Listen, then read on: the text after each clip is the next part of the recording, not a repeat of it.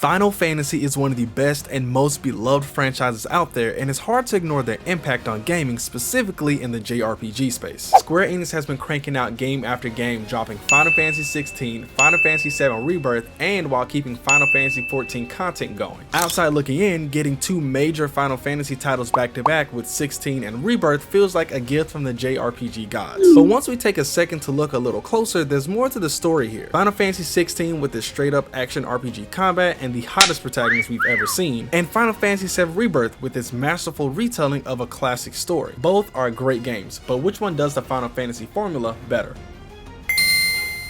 Hello world and all who inhabit it, it is I the Great Seiran, and Final Fantasy is a unique franchise. No two entries are the same, and each game is a self-contained story. This allows for a creative freedom most games just don't have. When there's a specific formula to follow and the creative powers that be want to break away from that, they have to create a whole new game, spin-off, or reboot the entire franchise as to not break the continuity. Games like Final Fantasy don't have to worry about this. They can be as creative as they want with these grandiose characters and storylines and button everything up in a 40 to 50 hour experience, though your mileage may vary on that. I loved my time with Final Fantasy 16, and with the DLC expansion, I'm excited to see what's next for that storyline. I did have some gripes with the game, and compared to Final Fantasy VII Rebirth, they feel a bit more glaring. As I played and replayed both games, I missed aspects from the other in each. For instance, being able to have a party and configure your playstyle to a certain boss is super helpful. You have this in Final Fantasy 16, but it's mainly with the icon abilities. You're still always Clive with a sword. You can't be a monk with amazing martial art abilities who quickly builds meter, or a gun-toting tough guy whose ability to stagger enemies makes for a really fun time with tougher bosses. But also, I feel like I had to rely on Rebirth's ATB system in weird ways, where I had to use hit and run tactics just to get one ATB to heal and couldn't really do damage with my abilities drawing out battles. In Final Fantasy 16, heals were capped, but they didn't interrupt combat, and I could continue to do damage and survive because I knew after cooldown I could reliably use some of my strongest attacks again. Aside from combat, there are things like how the story and world is presented. Rebirth's humor and lightheartedness in the face of an impending apocalypse kept me engaged. And I know people are gonna hate me for this, but Final Fantasy 16 story was a bit boring comparatively. British accents just put me to sleep. The world as well has a different feel, and so does the overall presentation of the game's issues. We will talk about all of that, and I first do want to go back to combat, but for a sec,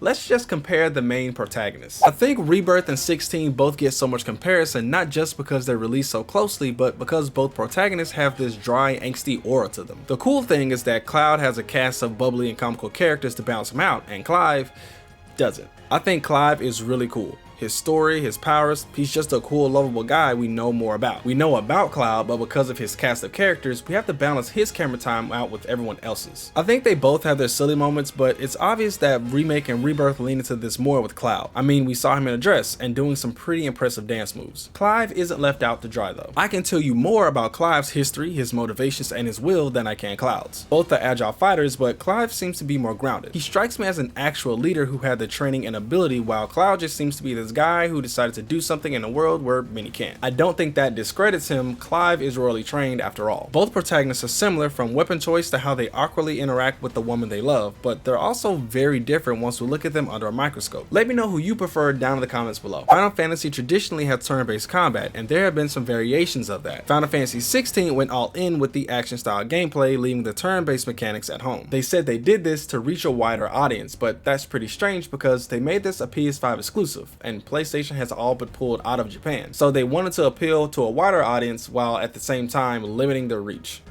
Yeah.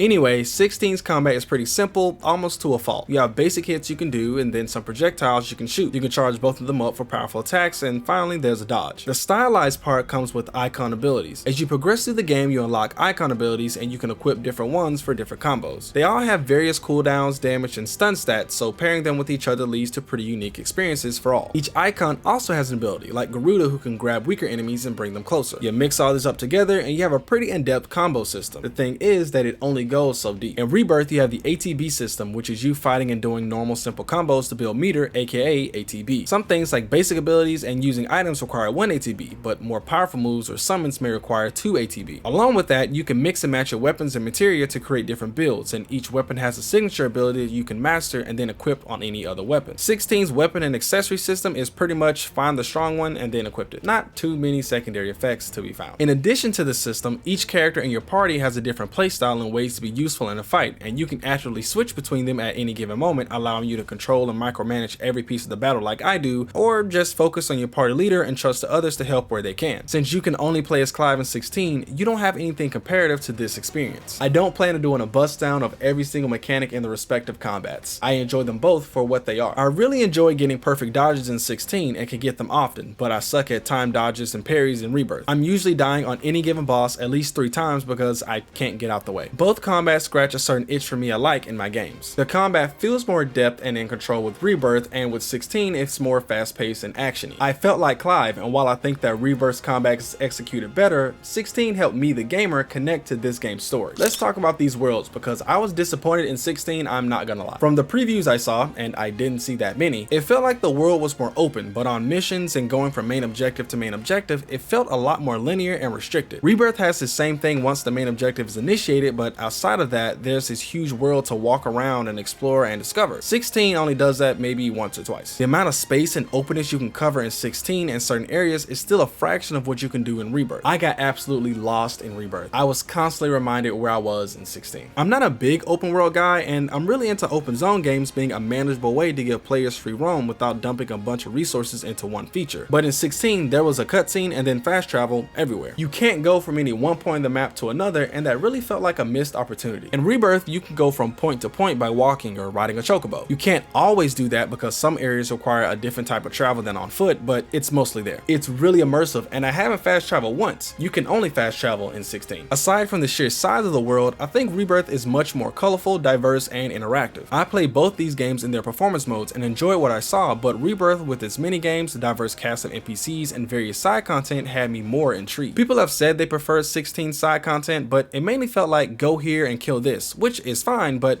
not something I want to do for an extra 20 hours outside the main story. I did do side quests because you have to initiate the DLC, but even then, there weren't too many that were really cool and unique and trended online like with Rebirth and those chickens. I think there was just more of a foundation with Remake that gave Rebirth the leg up over 16. 16's world was not bad, but after seeing Rebirth, I'm looking back at 16 like, what was that? Okay, so I mentioned I didn't like the story of 16 that much. The demo I played initially had me hooked, but as I played the full game, there was this huge lull after an event that happened to one of the main characters in the game. That lull drags for like 10 hours and then picks back up when you fight the second to last boss. This is all my opinion, and I could just be a big dummy, but with Rebirth, when I put the game down even for a day or two and came back to it, I wasn't confused like I was with 16. Even with Vivian's explanations post time skips, I was just not in the game mentally. The game teetered between human politics and kaiju magic battles, but it wasn't as seamless. I really enjoyed the story initially because it reminded me of Naruto and how they handled the tail beast in order to keep power balanced, but when Naruto got political, I could keep up. With 16, I was just confused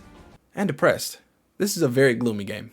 Rebirth is not less confusing. It just does a better job of keeping your attention by telling the story with humor and lighthearted moments versus perpetual sadness. Again, I'm comparing these two games. Both are a masterclass in storytelling, and Rebirth has its own issues with its storytelling, namely pacing. The world is ending. Why am I on the beach returning Segway scooters? It just feels like we're going all around this world, and sometimes why we're going from area to area isn't connected, but at least I'm interested in why we're there and know how we got there, even if it doesn't really make sense. Another way to think about it is that 16 is classic. It's like The Godfather. It's long, it's deep, it's proper, and if it connects with you, you'll 100% love it. While Rebirth is more like the Mario movie. It's entertaining, and if that's what you're looking for, you're gonna get that. I don't really need a game to give me an existential discourse, I just want to enjoy what I'm playing. Overall, the presentation of these two games is masterful, but when we look at each of them in depth solely in comparison to the other, we see some cracks in both, and in certain lights, it's kind of hard to believe that one company made these two games and released them a year apart. Rebirth is the shiny game that everyone is loving. I think this is the best of what Square has to offer, and it gives us a dose of nostalgia with retelling one of gaming's greatest stories ever told. It's the star player. 16 is the walk-on. It had to prove it could do what the other starters could, and in some areas do it better. There is no objectively better game, even if we did go with review score and sales data. Art is subjective, and both of these games are beautiful examples of what gaming is at its core. Interactive storytelling with masterful worlds we can get lost in. It's really up to you to choose your preference. It's also up to you to check out more of my videos, like the conversation I had with a Final Fantasy expert prior to Final Fantasy VII Rebirth's release. Be sure to check that out. Also be sure to like, comment, subscribe, all the good stuff, and I'll catch you in the next one. Peace.